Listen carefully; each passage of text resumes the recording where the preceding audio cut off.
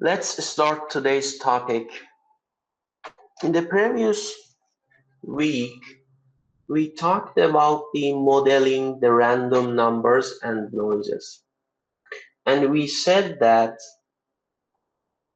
during the transmission the data, some noises which are in the form of random numbers are added to our data signal, to our original signal during this transmission, during the channel. So at the destination, we need to detect original data signal in noise. So we learned about the concept of noise and random variable and random number in the previous chapter. Now, during this chapter, we would like to learn about the detecting data from the noise. I want to show you how can we determine the original signal using a detector at the end of the process. This is the block diagram of a data transmission model. You have to learn this block diagram and structure of data transmission. In the beginning, at the start of this block diagram, we have a source that produces the binary data, 0 or 1. This binary data is represented by dt. The name of the signal at each output of each block is so important. So the output signal of source is represented by dt, which is a binary data. So we need to encode this binary data, this dt signal. Using encoder, we encode the signal. Now this encoded signal is called SI. And if dt is 0, we call the encoded signal S0I. And if dt is 1, we call the encoded data S1I. Both of them is STI or SI. This T is sampling period. This S signal is sequence of samples. So during this channel can be wire or in a medium of wireless. During this channel that we transmit the data from one point to the another, some noises are added to our SI signal. And because Ni is a random variable, is a random number, the output of this signal or at the end of channel, we will have random signal.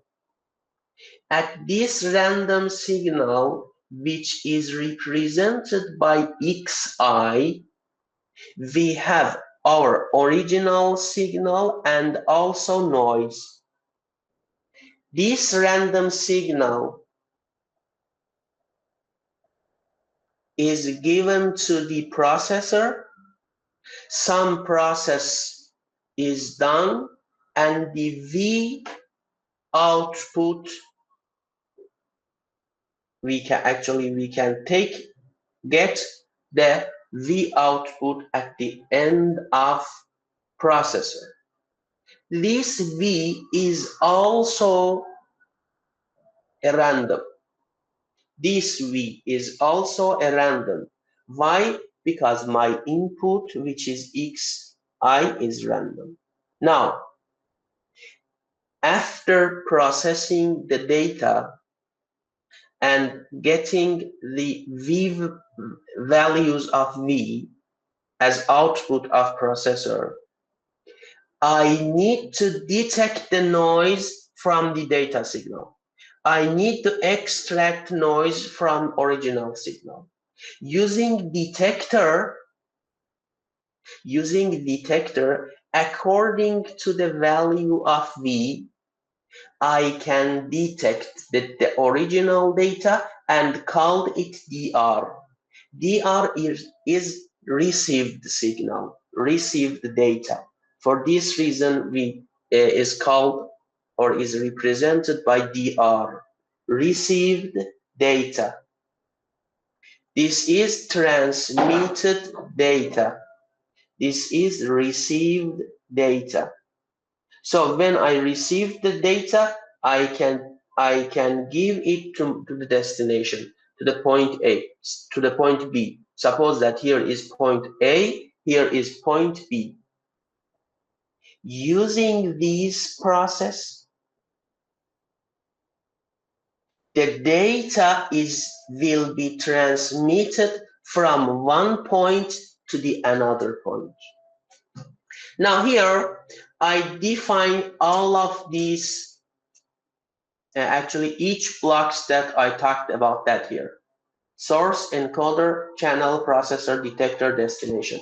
We said that in the source, what is the task of the source? Produces a binary data, actually produces the DT signal, which is equal to either 0 or 1.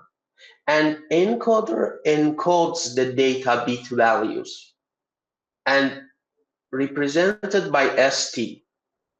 We said that this ST is a signal sequence from 0 up to the NX minus 1. What is NX? NX actually is the duration of signal. So this sequence is obtained. How can I take this sequence of signal? Is obtained by converting signal waveform ST by sampling with period TS.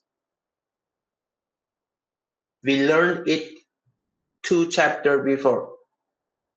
ST, as you see here, is an analog signal. By sampling with period of TS, sampling period, I can obtain the sequence SI.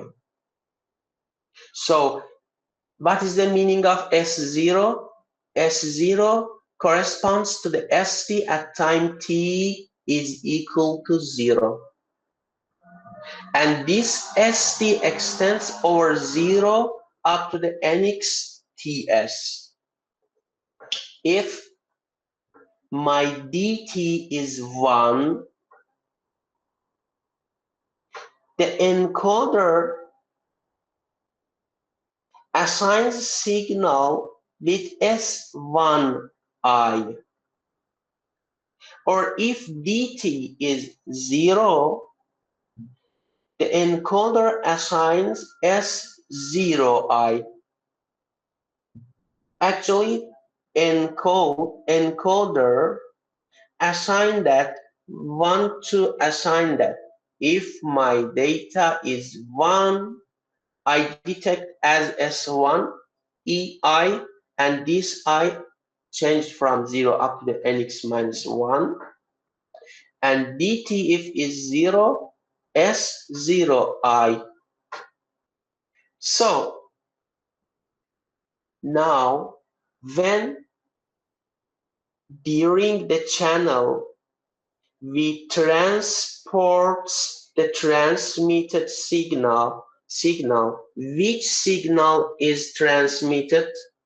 The ST signal, the signal which is sampled by TS, which is sampled by sampling period.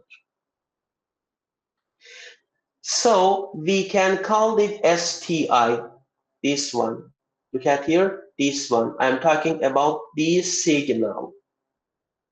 And as you see here, this STI can be represented by S1I or S0I. STI is equal to S1I if dt 1, and this STI can be written as S0I if dt is 0. Now we said that this channel can be lengths of a wire or a wireless transmission. Now we said that during this transmission process in the channel, random noise is added to our data, is added to STI, is added to STI. How added? We say that the output of signal at channel, at the end of the channel, can be represented like that. The general Xi can be divided into two parts. The first part for the date for the binary values, which is equal to 1, which is represented by S1. This noise is added to this signal, and also this noise is added to this signal. Generally, Xi is a one signal. Here we only, for doing some process, and actually for analyzing the concept of this signal, we represent this X with two parts. But actually Xi is a one signal. Now, in the processor, this processor uses the observed sequence Xi, the observed sequence Xi, to compute the output value V. And the V signal is given to the detector. In the detector, we define a threshold to determine that the received signal is 0 or 1. So this DR, the received signal, is sent to the destination to use. This is all of the process of transmission data. Actually, we could model the data transmission. Now, what is the task of data processing? In the data processing, we process Xi to determine the data value, which is called dt. Now, during this process, some errors can occur due to the random noise. During this process, some errors can occur. What kind of errors can occur? Suppose that our DT at the beginning of channel is 0, but at the destination we get 1. If we have 0 at the beginning of channel and we get 0 at the destination at the end of channel, I don't have any error and everything is clear. But if I have 0 and at the destination I get 1, it means that an error occurs. So we define that if dt is 1 and dr is 0, something like that. If dt is 1 and dr is 0, it means that false negative occurred. False negative. Normally, we represent 1 as minus s. Sorry, we represent 1 as s and represent 0 as minus s. Typically, this is the representation form of 0 and 1 at the end of the at the output of the encoder. So because 1 is positive, actually is positive signal, and 0 is negative signal, positive to the negative occurred false negative. And if I have 0 at dt and at the received data I have 1, it means that false positive occurred. False positive, false negative. Now, we need to compute this error using probability. So, probability of error indicates the probability that an error occurs. Using probability, we can indicate that error occurred or not. But practically, in a practical system, the probability of error is so small, approximately less than 10 to the power of minus 3. But because sometimes occurs, we need to consider the probability of error during the channel. Okay, now let's investigate that how data signal processing progress. We first describe the basic processing operation which is employed by digital receivers. So the general approach of this operation is called linear processor. In this approach, we store samples of xi and scales them by a set of coefficients to produce the signal output V. Okay, in the linear processor,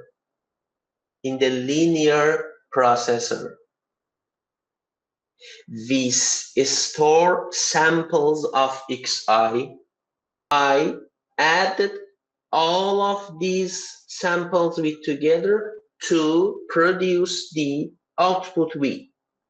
Now, one of the linear processor that achieves best performance is called matched processor. This method is a reliable is a reliable method that is used to extracting data value from the Gaussian noise. In this method, we design a pair of data signal sequence to produce output V. In the linear processor, we said that this method used for reduce the noise. The detected signal is Xi. I changes from 0 up to the nx minus 1. In the linear processor, we store sample memories. For example, I store x1, x2, x3 up to the end. Now, these sample memories, this sample data multiplied by delay specific coefficients. This is the coefficient. Then all of these terms is added with together to produce the V value. From 0 up to the nx minus 1. So this is the block diagram of linear processor, or a structure of a general linear processor. This delta is a memory unit. C0 up to the Cnx minus 1 are the coefficients. We multiply the sample of X with its coefficient. At the output of these blocks, all of these values are added with together to produce the V signal.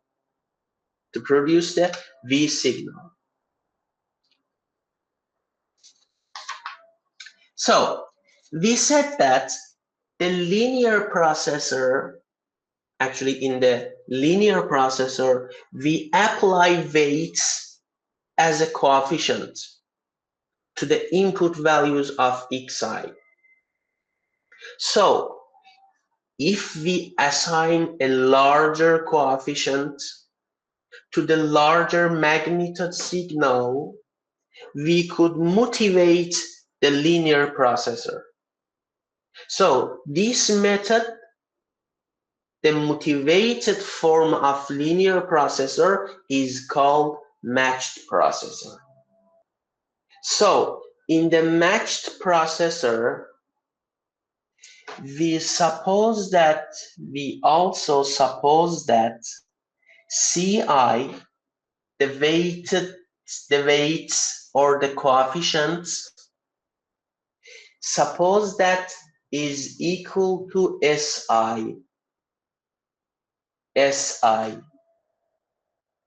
So we can rewrite the V output using this formula. Instead of Ci in the formula of linear processor, we use Si, and then we calculate the V value. This is also the block diagram or structure of matched processor. As you see here, instead of Ci's, I used S. The rest of the block diagram is the same as linear processor. So now I want to find the V value. I said that Xi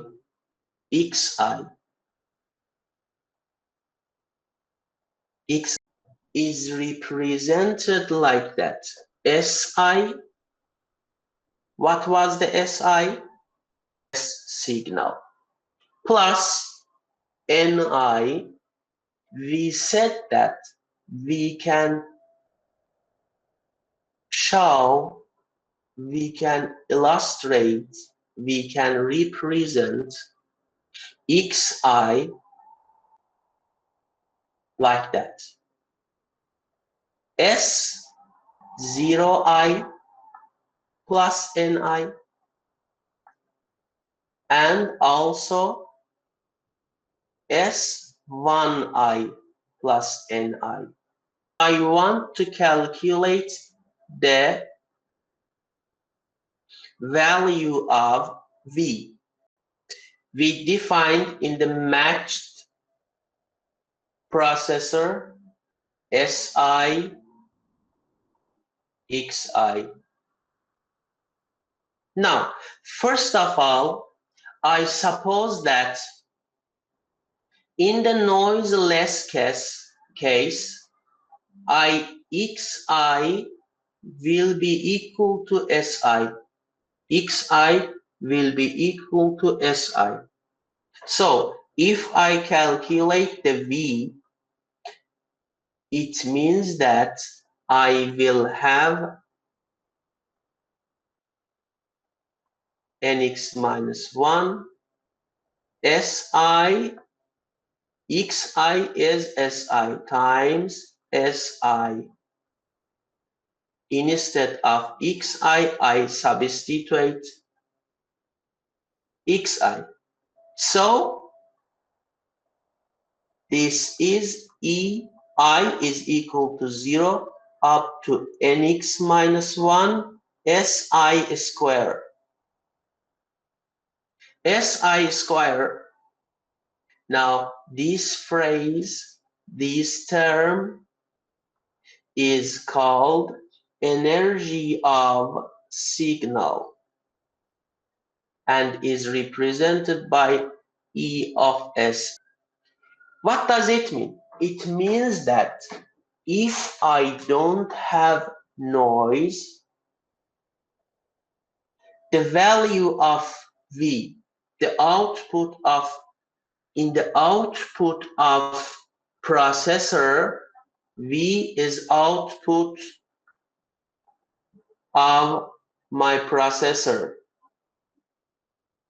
At the output of processor, I can get the energy of signal. Look at here. What is the meaning of energy of signal? Suppose that I have the sequence, the signal sequence like that. Bernan, S1 sonra S is equal minus 1. Yes, minus 1. And S2 S2 is equal to 1. 1. And S3 is equal minus 3. S3 is equal to minus 3. Okay? Now, I want to calculate the V, or I want to calculate in the case of noiseless,